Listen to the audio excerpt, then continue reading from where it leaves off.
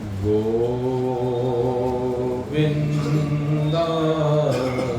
नमो नमः। श्रीकृष्णाय नमो नमः। नारायणाय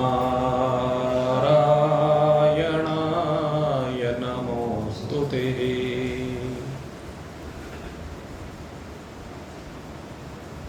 परमात्मा प्रेम के भावों से ओत प्रोत हृदय के साथ निरंतर भगवत चरणों में अपने आप को समर्पित करते जिज्ञासु व्यक्ति भगवान की कृपामयी दृष्टि के परिणाम स्वरूप निरंतर हम सभी भगवत चर्चा में सम्मिलित हो रहे हैं और ये भगवत चर्चा इस देह को धारण करने के बाद सर्वश्रेष्ठ कही गई है। सुत दारा और लक्ष्मी पापी ग्रह भी हो। सुत दारा और लक्ष्मी पापी ग्रह भी हो, पर संत समागम हरिकथा तुलसी दुर्लभ तो। कहते संतान संबंधी सुख, स्त्री पुरुष जन्य सुख, धन का सुख, मान सम्मान पद प्रतिष्ठा का सुख, कहते ये सब तो पापी के घर में भी उपलब्ध हो सकता है। धन तो किसी वेश्या के पास भी हो सकता है। और जहां तक पद प्रतिष्ठा मान सम्मान की बात करें तो भाई आजकल तो कब किसका भाग्य खुल जाए वो आचरण किस प्रकार का हो उसका कह नहीं सकते। आज उच्च पदों पर आचरणहीन व्यक्ति ही अधिकांशतः बैठे हैं। बस ये तो सौभाग्य है कि जो शीर्षस्थ पद पर बैठे हैं वो सदाचारी है। ये सौभाग्य की बात है। इसीलिए ये भगवान श्री राम लला का दिव्य भव्य मंदिर का निर्माण हो पाया। देश में सनातन की चाहे ऊपर से ही हो लेकिन जय जयकार तो हो ही रही है और इसमें धर्मात्माओं का ही योगदान है। इसीलिए कहा संत समागम हरि कथा। संतों का समागम होना ये बड़े सौभाग्य की बात होती है। और फिर हरि का कथा, सबसे बड़ी बात जीवन की उपलब्धि ये है अगर हरि की कथा का श्रवण मिल जाए। हरि की कथा से तात्पर्य अब बात यहां समझने की है, क्योंकि इसमें बात है विमूढ़ा नानुपश्यन्ति पश्यन्ति ज्ञान चक्षुषा।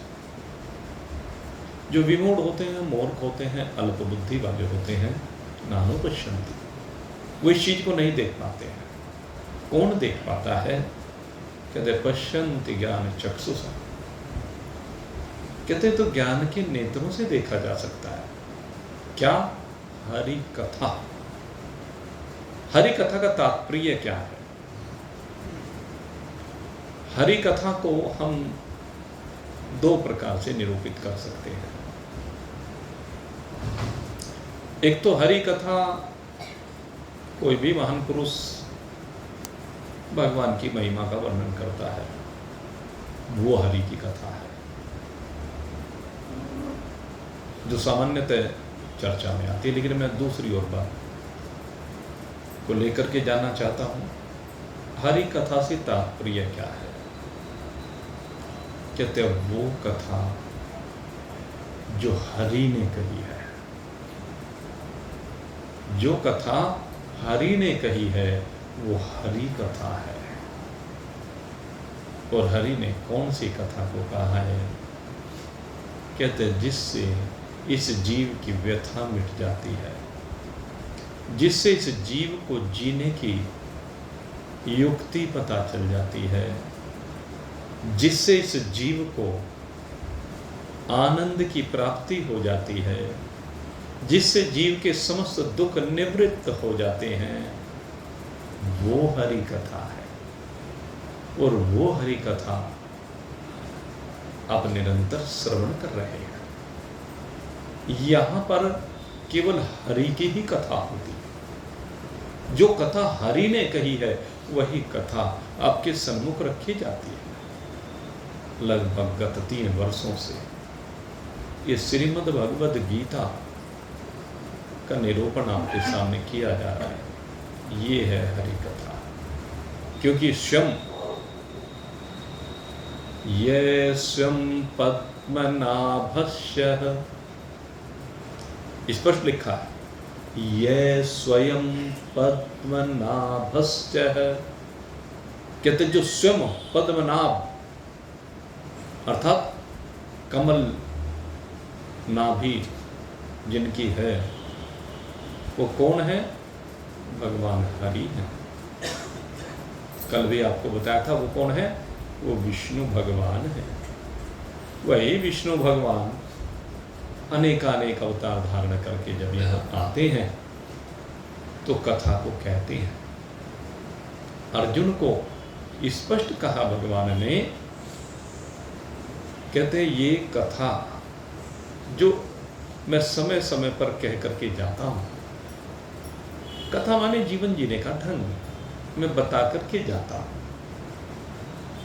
मनुष्यों को, विशेष रूप से कि मनुष्य शरीर जो आपको दिया है उसमें आपको क्या करना है, क्या करना चाहिए, ये सब मैं बता के जाता हूँ। लेकिन ये ज्ञान धीरे धीरे लुप्त होता चला जाता है। और फिर कहते फिर से मैं अवतरित होता हूँ। इसलिए भक्तोऽसि मे सखा चेति रहस्यमित उत्तम, क्योंकि तू मेरा सखा भी है और तू मेरा शिष्य भी है, भक्त भी है। इसलिए इस रहस्य को मैं बार बार आकर के बताता हूँ। और इसी रहस्य को एवं परंपरा प्राप्तम एवं राजर्षयः विदुः, परंपरा से इस रहस्य को महान पुरुषों के माध्यम से, गुरु और शिष्य परंपरा के माध्यम से आगे लोक में साधक जान पाते हैं, सुन पाते हैं। और सुनने के बाद जो अपने जीवन में उतार लेता है वो इस परंपरा को आगे बढ़ा देता है। क्योंकि परंपरा तो आगे ऐसे ही बढ़ती है ना। भगवान से अर्जुन ने जाना, अवधूत दत्तात्रेय जी से यदु महाराज ने जाना, महर्षि अष्टावक्र जी से जनक ने जाना, सुखदेव जी से परीक्षित ने जाना, और भगवान वेदव्यास जी के शिष्यों का तो वर्णन कौन कर सकता है। भगवान वेदव्यास जी के तो अनेक शिष्य हुए हैं, जिनमें सबसे मुख्य उनके शिष्य है जैमिनी ऋषि हुए हैं।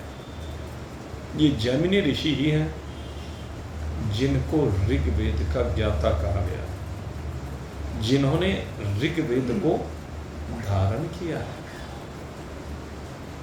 और वैशंपायन जी हैं, सुमंतो जी हैं, सूत जी हैं, अनेकानेक शिष्य हैं। और सूत जी के लिए 2 सूत जी हुए हैं, मैं आपको बताऊं। एक सूत जी तो अग्नि से प्रकट कहे गए हैं उनको, जो रोमहर्षण नाम के सूत जी हैं। यद्यपि उनके अवतरण की कई कथाएं आती हैं, और उन सूत जी का वध तो महाभारत के समय में, जब महाभारत का समय चल रहा था, युद्ध हो रहा था, तो बलदाऊ जी ने कर दिया था कि सूत पुत्र है, इसलिए तुम जो है कथा नहीं कर सकते व्यासपीठ पर बैठ करके। लेकिन सोनक आदि ऋषियों ने जब ये पाप कर्म बलदाऊ जी ने किया, इसलिए आपने बड़ा भारी पाप किया है। आप सूत जी की महिमा को नहीं जानते, आप नहीं जानते हैं सूत जी कितने दिव्य महान पुरुष हैं। अरे भगवान वेदव्यास जी ने इनको बैठाया है, ये भगवान वेदव्यास जी का प्रतिनिधित्व कर रहे हैं। भगवान वेदव्यास जी ने इनको पात्र समझ करके इनको ज्ञान दिया है। अपनी भूल का बहुत पछतावा हुआ बलदाऊ जी को, और वहां पर उन्होंने कहा कि भाई मैं इनको जीवित कर देता हूं पुनः। कहने लगे नहीं, आप भगवान के अवतार हैं और आपकी लीला भी है और भूल भी है, लेकिन जब मानव रूप में आप आए हैं तो मानव की तरह का व्यवहार भी करना होगा, सोनक जी कहते हैं। इसलिए आप इसका प्रायश्चित कीजिए भूल का। कहने लगे क्या प्रायश्चित करो?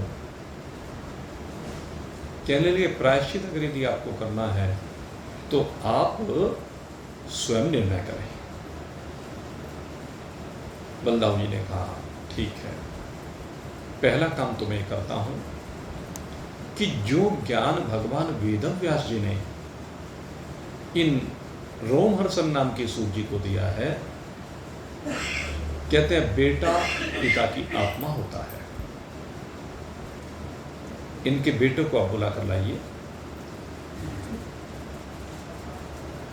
बेटे को बुलाकर लाया गया और बेटे को भगवान बलदाऊ जी ने वहां पर वही ज्ञान प्रदान किया जो भगवान वेदव्यास जी ने रोमहर्षण जी को प्रदान किया था, और स्वयं उनको व्यासपीठ पर बैठाया। आगे पुराणों की जो कथा है वो कथा सूत जी ने की है, उग्र श्रवा नाम की, मैं आपको बताऊं। और जो आगे आप जानते हैं सोनक आदि को जो भागवत कथा सुनाई है, ये अन्न कथा सुना रहे थे जब इनका वध किया, भागवत कथा नहीं सुना रहे थे। भागवत कथा का तो श्री सुखदेव जी से प्रारंभ हुआ, भगवान वेदव्यास जी से सुखदेव जी ने सुनी, और सुखदेव जी ने सुनने के बाद वो भागवत कथा परीक्षित जी को सुनाई, ये परंपरा है। और सुखदेव जी से उस भागवत कथा को जब परीक्षित जी सुन रहे थे, उसी समय उग्र श्रवा नाम के सूत जी ने सुना। और फिर आगे नैमिषारण्य में आयोजन हुआ। सोनक आदि ऋषियों की जो कथा आती है, उन सोनक आदि ऋषियों ने जब ब्रह्मदेव से प्रार्थना की कि हम 1000 दिव्य वर्षों का यज्ञ करना चाहते हैं, भगवान की महिमा का गुणानुवाद सुनना चाहते हैं, तो उस समय ब्रह्मदेव ने वो मनश्चक्र छोड़ा, वो नैमिषारण्य में आकर के शांत हुआ। और जहां नैमिषारण्य में आकर के वो मनश्चक्र शांत हुआ, वहीं पर सोनक आदि 88,000 ऋषि आकर के विराजमान हुए। और वो जो सोनक आदि 88,000 ऋषि वहां आए, अब ऋषि आ तो गए, सुनने वाले तो हैं लेकिन सुनाने वाला नहीं है।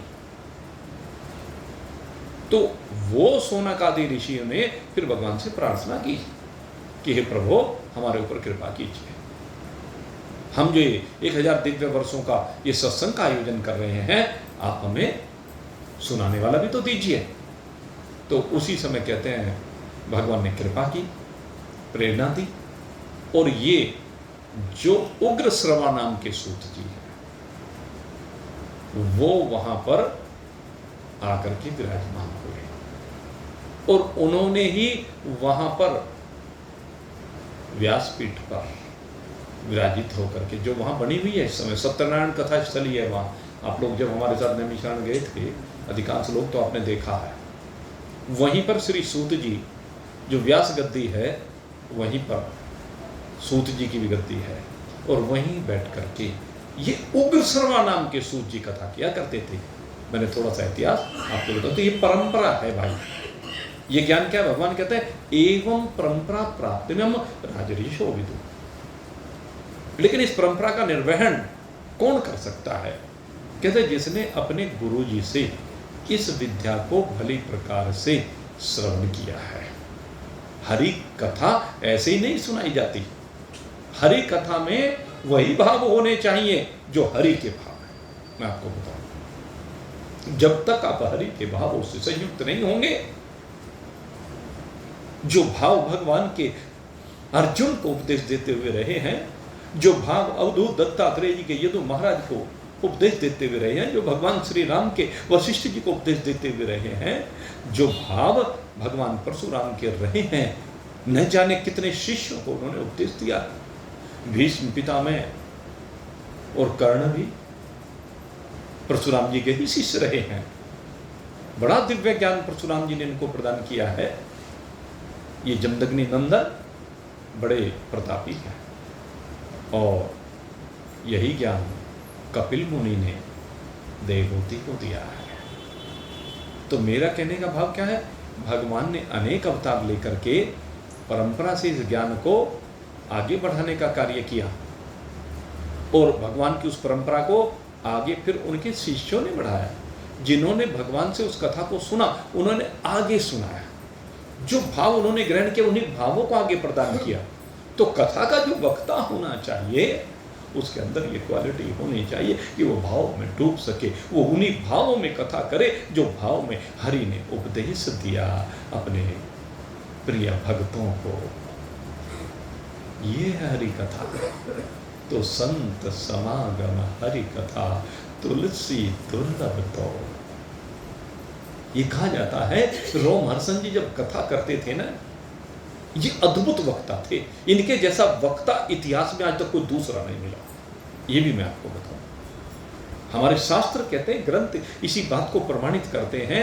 कहते हैं जिस समय ये रोमहर्षण जी कथा किया करते थे, कहते एक एक रोम खड़ा हो जाया करते थे, ऐसे रोमांचित हो जाते थे, ऐसे भाव में डूब जाते थे। ये लगता था कि साक्षात परमात्मा ही उपदेश कर रहे हैं, साक्षात परमात्मा उनके सामने विराजमान है, उनकी आंखों से झरझर आंसू बहने लगते। ये हुआ करता है भाव। और ऐसे ही वक्ता हमने सुना। हमें तो सौभाग्य नहीं मिला, लेकिन बहुतों को सौभाग्य मिला। रामचंद्र डोंगरे जी, पंडित रामचंद्र डोंगरे जी, इस समय में हमारा जो वर्तमान पिछला ये 100 वर्ष का समय है, तो इस समकालीन समय में कह लीजिए उनके जैसा वक्ता कहते हैं इस धरा पर नहीं था। वो भागवत जब किया करते थे ऐसे भाव में डूब जाते थे कि बस गंगा जी के किनारे सुख तीर्थ की भूमि पर एक ओर तो गंगा जी की धारा बहती थी और दूसरी ओर ज्ञान गंगा की धारा बहती थी, जिसमें उनके अश्रुओं से अमृत का प्रवाह हुआ करता था। ऐसे पूजनीय डोंगरे जी महाराज, ये है परंपरा। तो भगवान ये कह रहे पश्यन्ति ज्ञान चक्षुषः, ये ज्ञान रूपी चक्षु, इसके द्वारा परमात्मा को देखा जाता है। ये जब भगवान शंकर का तीसरा नेत्र जिसको मिल जाता है ना, उस ज्योति से ही उस भगवान को देखा जाता है। उत्क्रामंतम स्थितम वापि भुंजानम वा गुणान्वितम। भगवान यहाँ किस प्रसंग को ले रहे हैं? कहते जीव की स्थिति को ले रहे हैं। ये जीव की 3 स्थितियां कल थोड़ा सा इशारा इस ओर आपके सामने किया था। जीव की कितनी स्थिति है? कहते एक स्थिति, जीव जब यहां आता है शरीर के अंदर गर्भ में रहता है, एक स्थिति तो वो है। और गर्भ में जब रहता है तो वहां पर भी कहते हैं कि पूर्व का कुछ स्मरण बना रहता है, लेकिन जैसे ही गर्भ से बाहर आता है स्मरण नहीं रहता, सब विस्मृत हो जाता है, लेकिन संस्कार वही रहते हैं। ये ध्यान करना, संस्कार वही है।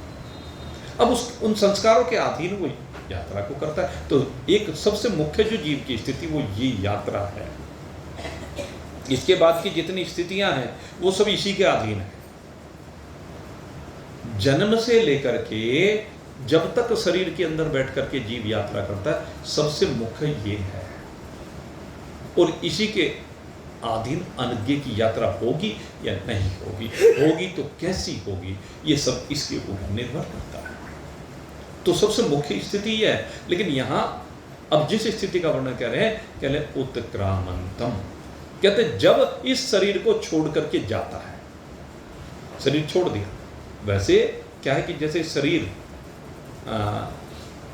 हम समझते हैं, जिस समय हम इस शरीर को मृत कहते हैं, तो उसके बाद भी कुछ समय तक जीव यहीं पर रहता है।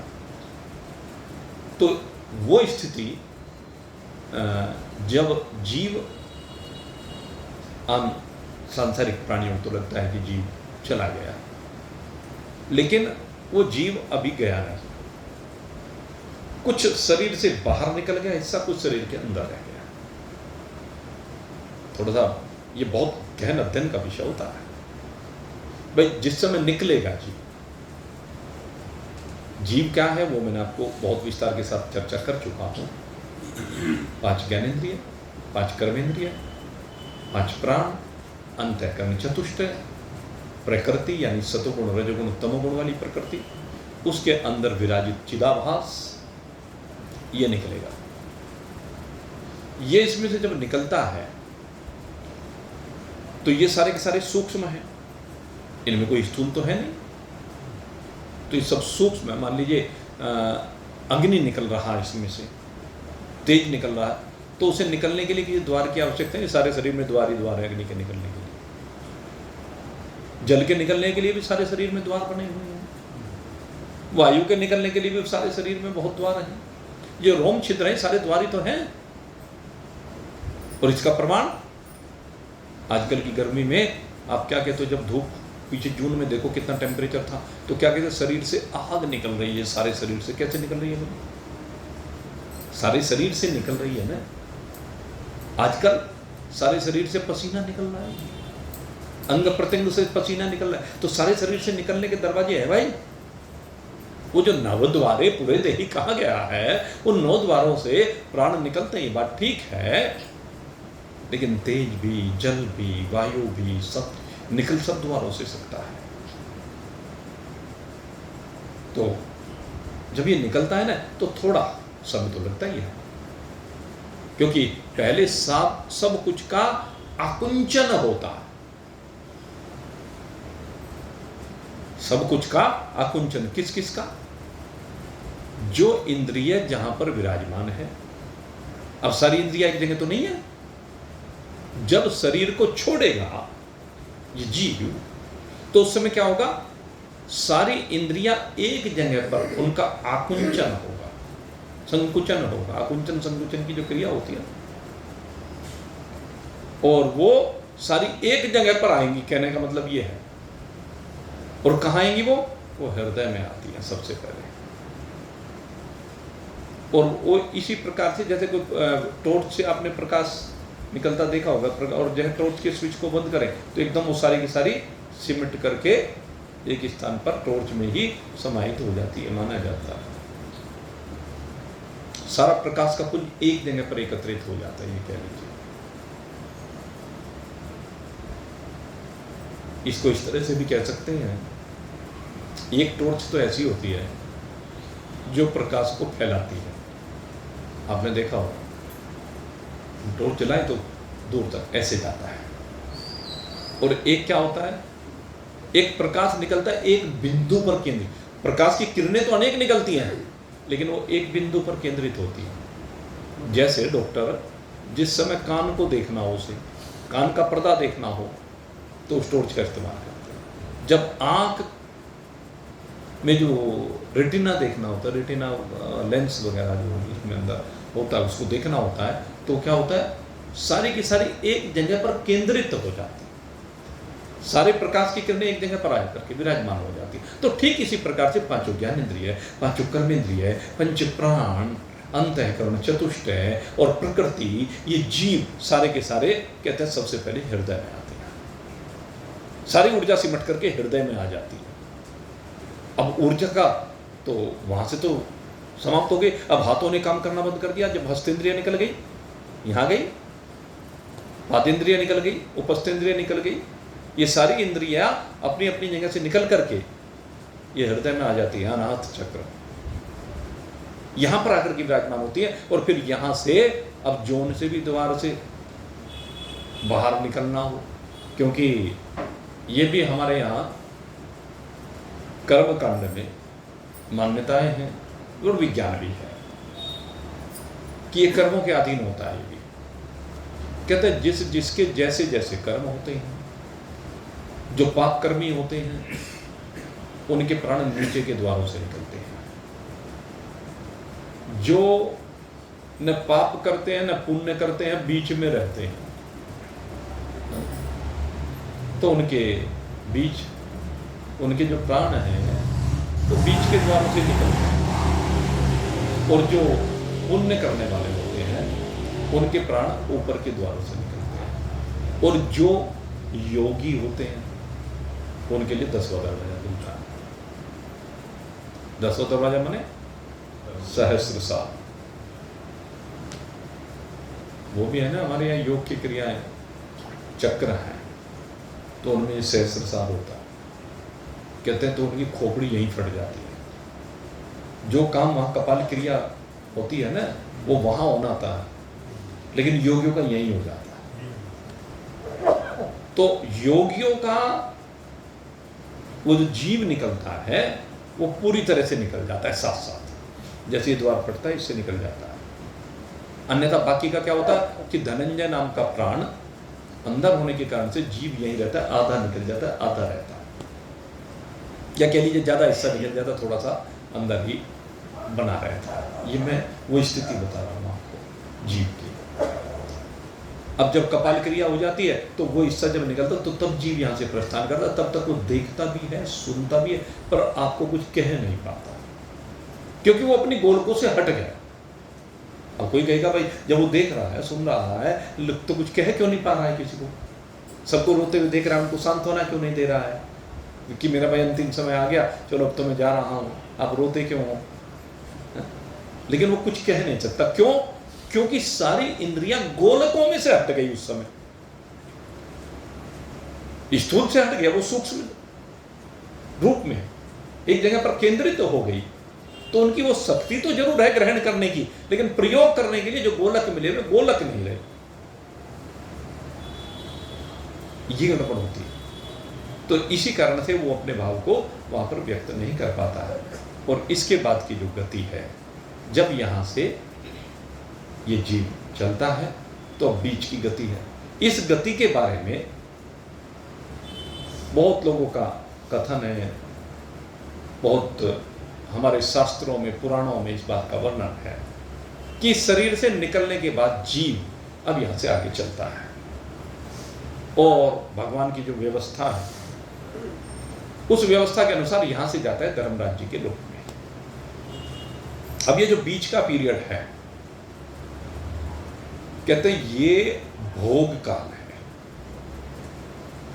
वो जो सूक्ष्म शरीर और कारण शरीर को लेकर के जीव यहां से गया, इसमें भोग है। और वो भोग कौन सा है? कहते कर्मों का ही भोग है।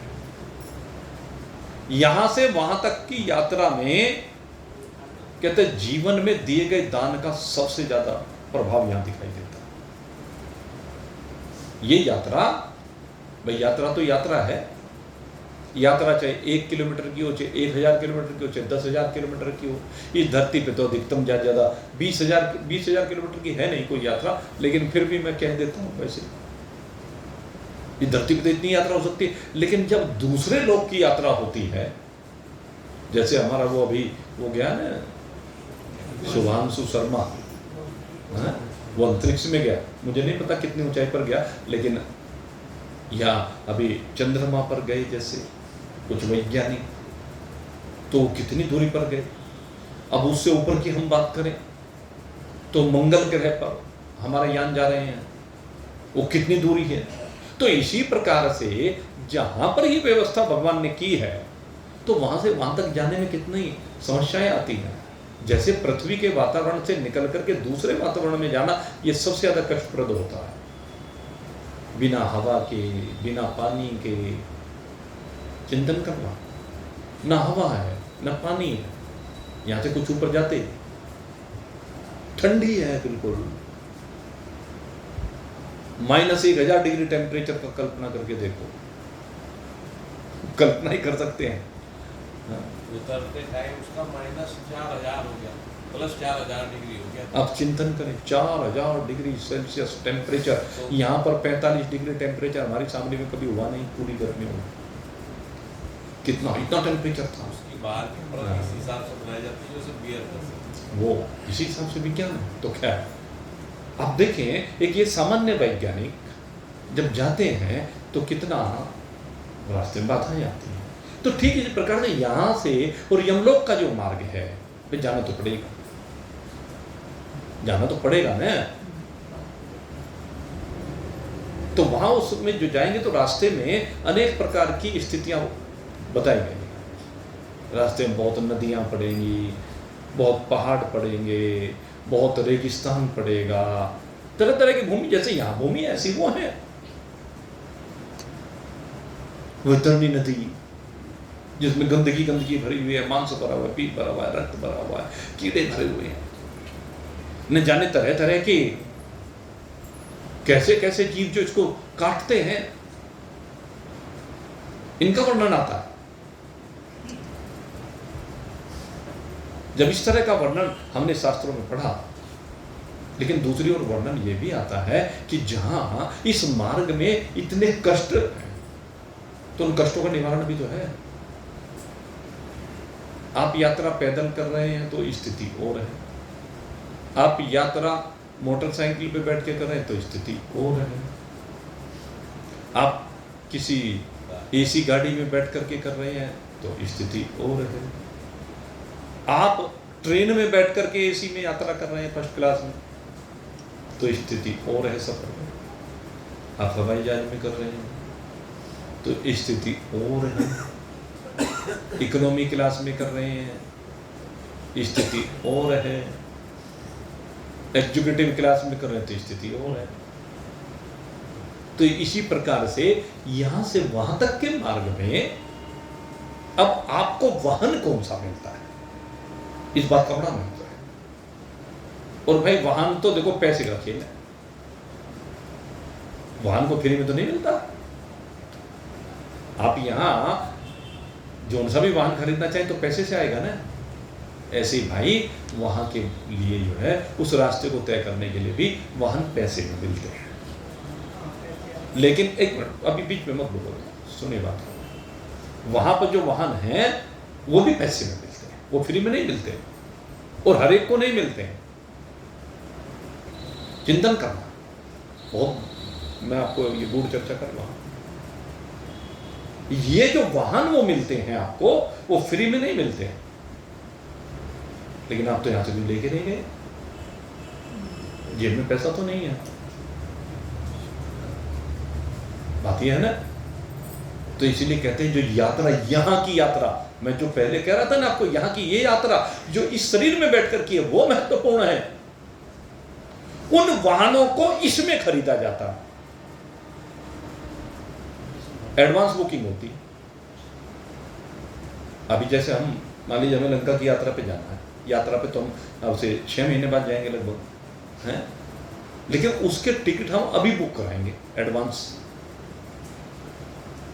यहीं पर एडवांस में टिकट बुक करा देंगे। जब एडवांस में हम टिकट बुक करा देंगे तो हमें तैयार मिलेगा ना वहां पे, वहां पर उस समय पैसे तो नहीं देने पड़ेंगे। हमने यहीं से एडवांस में हवाई जहाज बुक करा दिया, हमने यहीं से एडवांस में एक एसी गाड़ी बुक करा दी जो हमें सब जगह पूरी लंका को घुमाएगी। जहां जहां लंका में हमें जाना है वहां लंका में सब जगह लेकर के जाएगी, हमारे सामान को भी खींचेगी, हमें भी खींचेगी।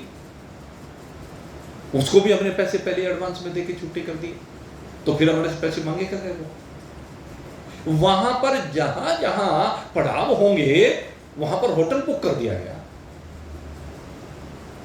एसी होटल बुक कर दिया गया 3 स्टार, वो 5 स्टार भी हो सकता है, 7 स्टार भी हो सकता है। तो 7 स्टार भी चल गया, पहले तो 5 स्टार हुआ करते थे।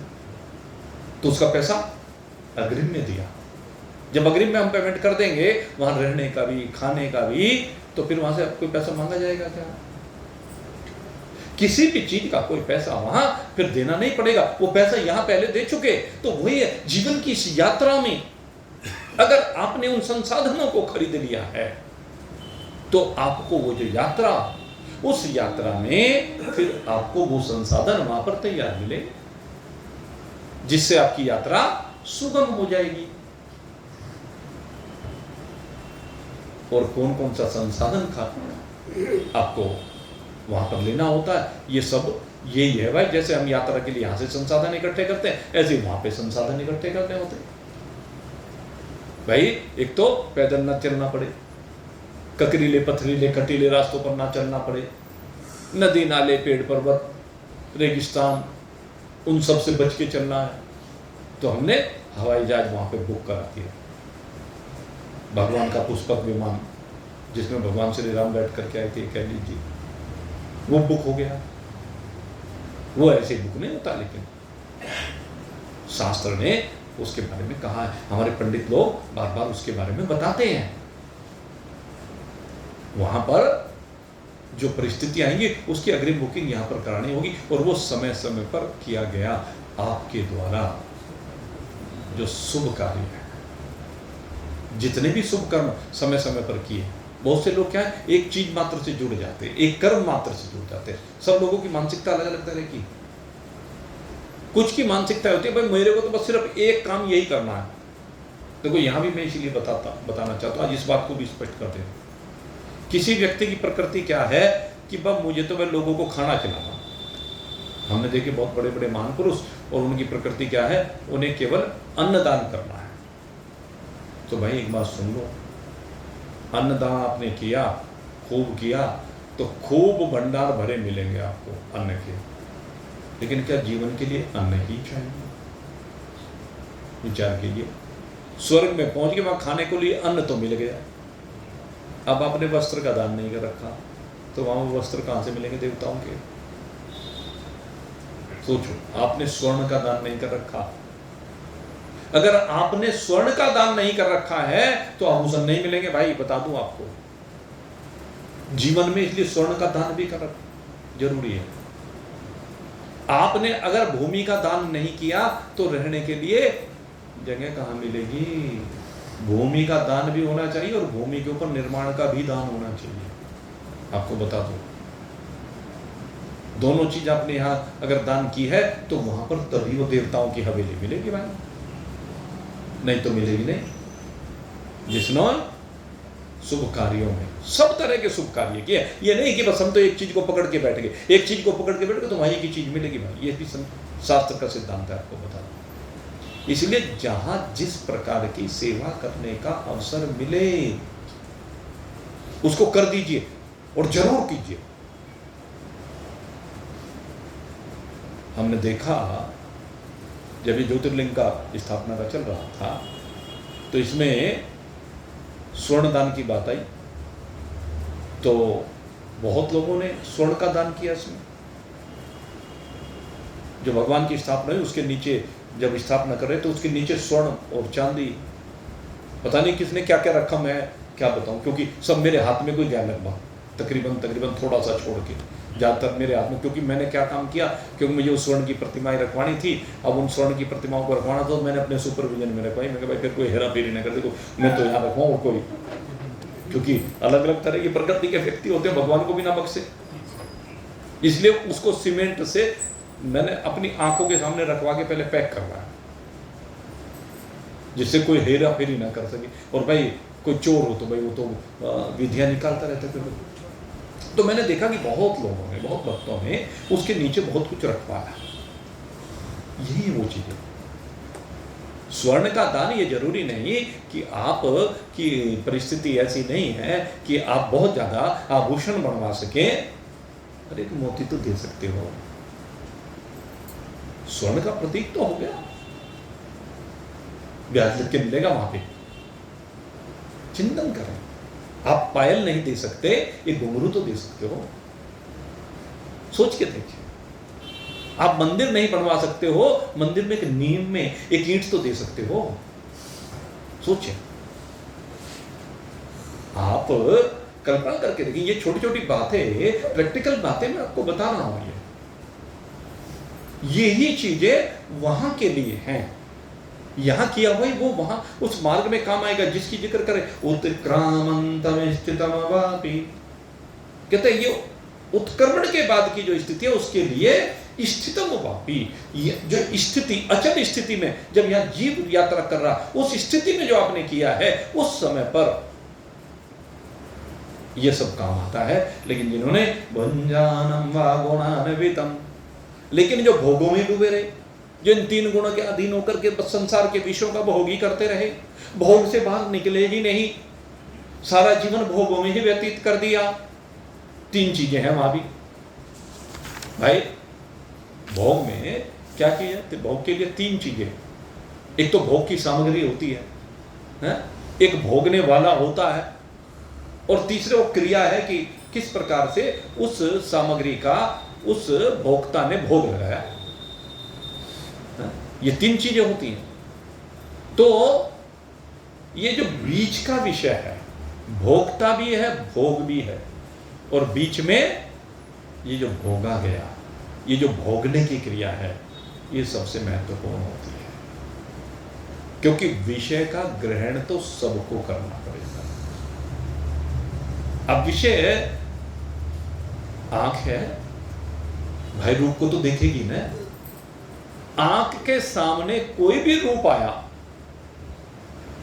वो दिखेगा तो ना। अब हमने देखा भाई, एक जगह पर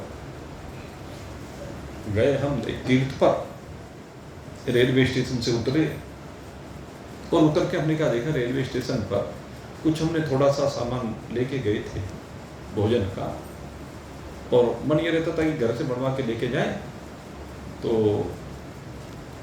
उसमें बनाने के समय भाव होता था, और फिर वहाँ जब खिलाने के समय वो भी अच्छा लगता था जो घर का लेके जाते हैं। तो वहाँ कुछ भिखारियों को देखा तो थोड़ा सा वही भाई सब्जी और वो पूरी रख करके उनको दे रहे थे, और दौड़ दौड़ के आते हैं। लेकिन हमने देखा कि एक व्यक्ति वहाँ पड़ा हुआ, बुरी तरह से गंदगी में पड़ा हुआ, ऐसा लगता था कि मलमूत्र भी उसके वहीं निकल जाते हैं। हमने उसको देखा, मक्खी भिनभिना रही थी बुरी तरह से, और मक्खी भिनभिनाते हुए देख करके अब दया आई उसको स्थिति को देख करके, और मन हुआ कि भाई इसको जरूर खिलाना चाहिए। लेकिन उसकी तो इतनी भी सामर्थ्य नहीं थी कि वो उठकर हमारे पास आ जाए। हम गए हमने, लेकिन कुछ अब दूर से जो हमारे साथ में एक सज्जन थे,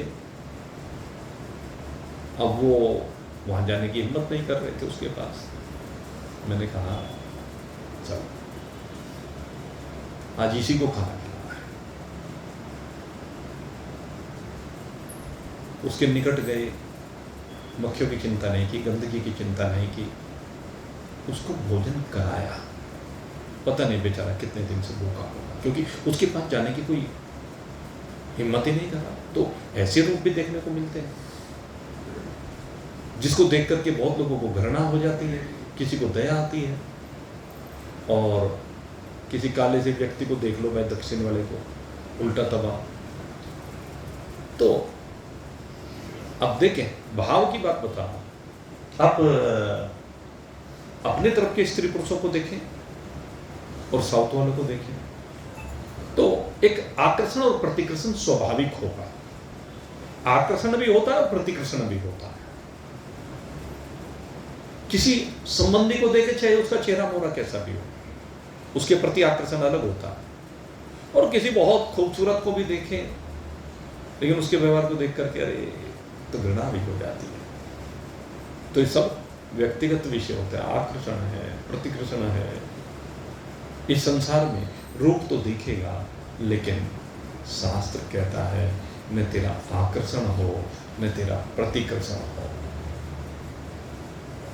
आकर्षण हो रहा है तब भी भोग है, प्रतिकर्षण हो रहा है तब भी भोग है, अच्छा लग रहा है तब भी भोग है, बुरा लग रहा है तब भी भोग है।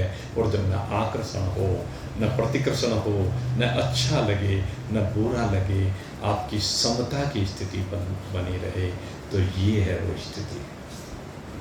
इस स्थिति को कहते हैं मुक्ति की स्थिति। ये है वो मुक्ति की स्थिति, जब आप कहीं बंधे हुए नहीं हैं, जब आप बंधन से बिल्कुल विरहित हैं। इसको शास्त्र कहता है, इसी को जो भगवान ने कहा ना, पश्यन्ति ज्ञान चक्षुषा, ये है वो ज्ञान रूपी नेत्र। आपने देखा भी और देखने के बाद भी आपके ऊपर कोई प्रतिक्रिया नहीं हुई। कितनी सुंदर स्त्री आपके सामने से निकल गई, कितना सुंदर देव पुरुष आपके सामने से निकल गया, लेकिन उसको देख करके मन में किसी भी प्रकार का भाव न आए, न सद्भाव आए न दुर्भाव आए। ये भी जाना, न आकर्षण न प्रतिकर्षण, ये स्थिति, ये है ज्ञान के नेत्र। और इन्हीं ज्ञान के नेत्रों को प्राप्त होने के बाद अब भगवान कहते हैं, अब साधकों के बारे में भगवान चर्चा करते हैं, क्योंकि साधनों के द्वारा इस स्थिति को प्राप्त किया जाता है। यतन्तो योगिनश्चैनं पश्यन्ति पश्यन्ति आत्मन्यवस्थितं यतन्तोऽपि कृतात्मनो नैनं पश्यन्ति चेतसः। अब कहते हैं उन ज्ञानियों के बारे में, क्योंकि अनुभव तो उन्हीं को होता है, परमात्मा तो उन्हीं को मिलता है। परमात्मा की प्राप्ति उनको होती है, तो किन को होती है परमात्मा की प्राप्ति? इसकी चर्चा तो अब कल ही करेंगे, क्योंकि मैं अभी घड़ी की तरफ देखा तो भाई पता ही नहीं लगा समय का। ऐसा ही होता है, क्या कोई बात नहीं। आज जो गूढ़ विषय आपके सामने रखा है, इसके ऊपर जरा चिंतन करना है। कल फिर इस चर्चा को आगे बढ़ाएंगे। आप सबके लिए बहुत बहुत शुभकामना करते हो। यहीं पर आज के सत्संग को विश्राम दे रहा हूँ। बोलिए सच्चिदानंद भगवान।